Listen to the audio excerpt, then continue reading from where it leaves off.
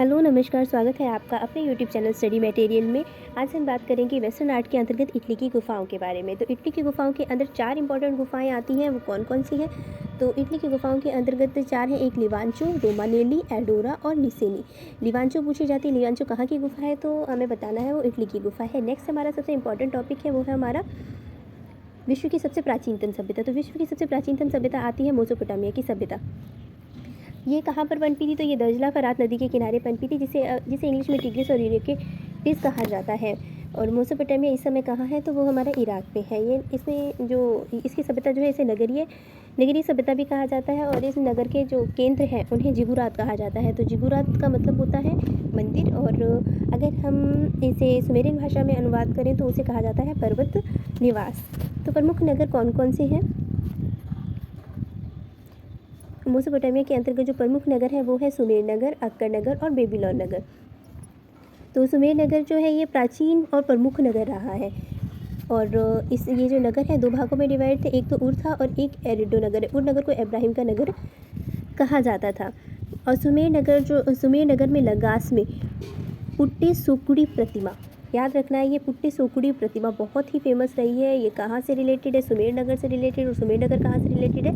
तो मेसोपोटामिया से रिलेटेड है। और अक्कर नगर के अंतर्गत क्या इंपॉर्टेंट है? तो अक्कर नगर के अंतर्गत है नार मशीन पाषाण। बस इतना ही इसमें इंपॉर्टेंट है। जो नार मशीन पाषाण है किससे संबंधित है? तो वो अक्कर नगर से संबंधित है। आगे आता है हमारा बेबीलोन नगर, ये भी इंपॉर्टेंट है।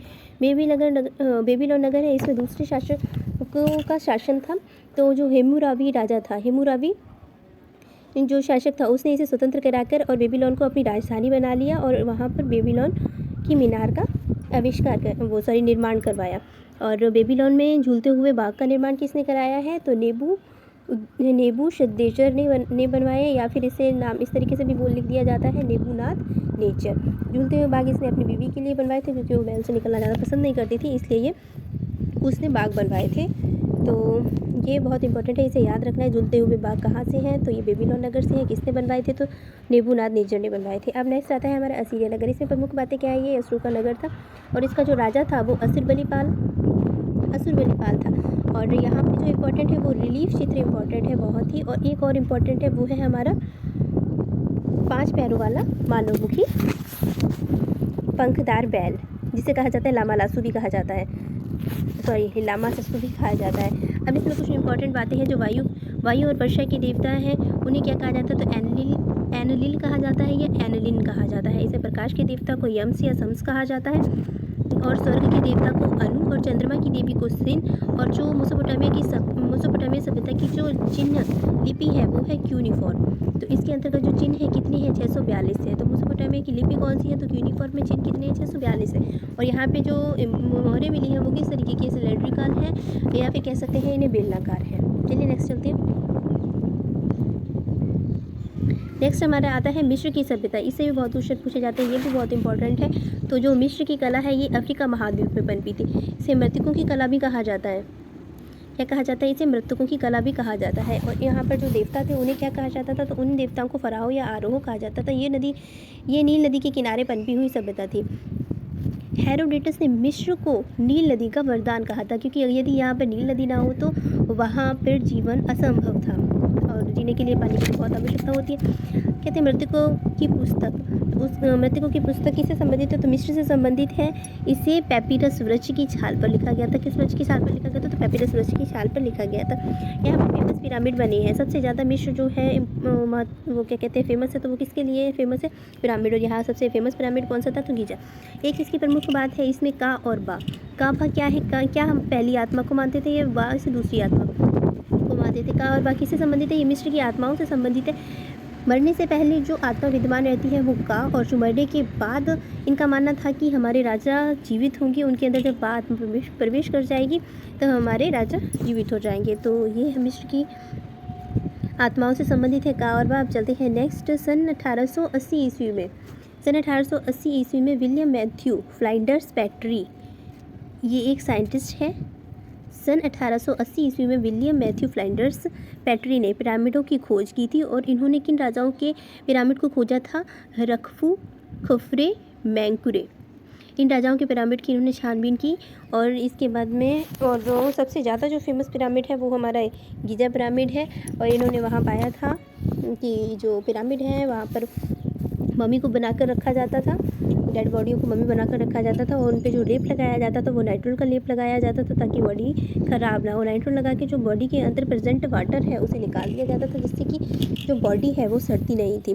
और मसफ़ा में दबाकर रख दिया जाता था और फिर इसके बाद उसी के ऊपर बनाए जाते थे पिरामिड। राजवंशीय परंपरा रही है हमेशा यहाँ पर। और कितने राजाओं ने राज किया है, तो 30 राजाओं ने यहाँ पर राज किया है।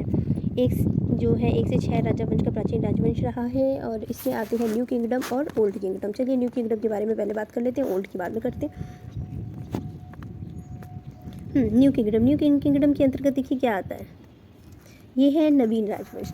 नवीन राजवंश में जब अहमोज का वंशज था तो उसमें जो कुछ इम्पोर्टेंट राजा रहे हैं वो है एमिनोफिस प्रथम और एमिनोफिस फोर्थ। और जो एमिनोफिस इन्होंने कोई ज़्यादा खास कार्य नहीं किया है, परीक्षा की दृष्टि से ये इम्पोर्टेंट नहीं है, लेकिन ये बहुत इंपॉर्टेंट है। तो एमिनोफिस जो फोर्थ थे, इन्होंने इनकी जो श्रद्धा थी सूर्य देवता के प्रति जागृत हुई तो इन्होंने अपना नाम चेंज करके क्या रख लिया था, इन्होंने अपना नाम चेंज करके रख लिया था अखनाटिन।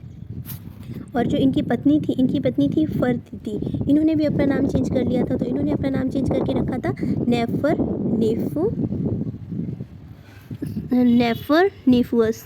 ये लाइन हो गई लाइन, ठीक है, नेफर नेफुअस। इसने बर्लिन के म्यूज़ियम में इनका सिर रखा हुआ है, ठीक है। और राजधानी जो अखेटन राजा थे, इन्होंने अपनी राजधानी बदलकर अखेटन कर ली थी।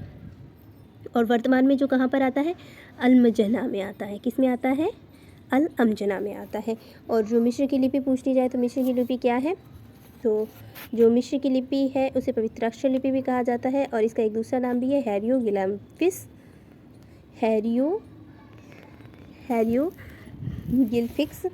काफ़ी कठिन नाम है, तो हेरियोगिल्फिक्स भी कहा जाता है। इसके चिन्ह कितने हैं, तो इसके चिन्ह थे 700। तो नेक्स्ट चलते हैं अब हम ओल्ड किंगडम के बारे में। तो ये रहा हमारा ओल्ड किंगडम, ये है ओल्ड किंगडम। ओल्ड किंगडम के अंतर्गत 3 से 6 वंशों ने राज किया था। तो यहाँ का जो फेमस राजा था जोसेर राजा यहाँ का फेमस था, जो तृतीय राजवंश से संबंधित था। इसी पाषाण स्थापत्य में बहुत रुचि थी, तो इसने पाषाण स्थापत्य कला का विकास कराया और स्टेप पिरामिड बनाए थे। स्टेप मतलब सीढ़ीदार पिरामिडों का इसने निर्माण कराया था। फिर नेक्स्ट आ जाता है हमारा चतुर्थ राजवंश के अंतर्गत जो इम्पोर्टेंट राजा थे वो है स्नेजरू के राजवंश में फिर आगे जो इनके पुत्र हुए हैं वो हुए हैं खुखू, खफरे और मैकू। जो खुखू है उसने गीजा पिरामिड का कराया, ये बहुत इंपॉर्टेंट है। गीजा पिरामिड का आविष्कार कराया जो 147 मीटर ऊंचा है, सबसे ऊंचा पिरामिड है ये। और खुखू ने बनाया है सिम्फवस वास्तु मूर्तियाँ। मैकूर ने कोई भी आविष्कार नहीं कराया है। चलिए नेक्स्ट चलते हैं। मिस्र सभ्यता में खत्म। हाँ, मिस्र सभ्यता में सिर्फ और सिर्फ इतने ही इम्पोर्टेंट है।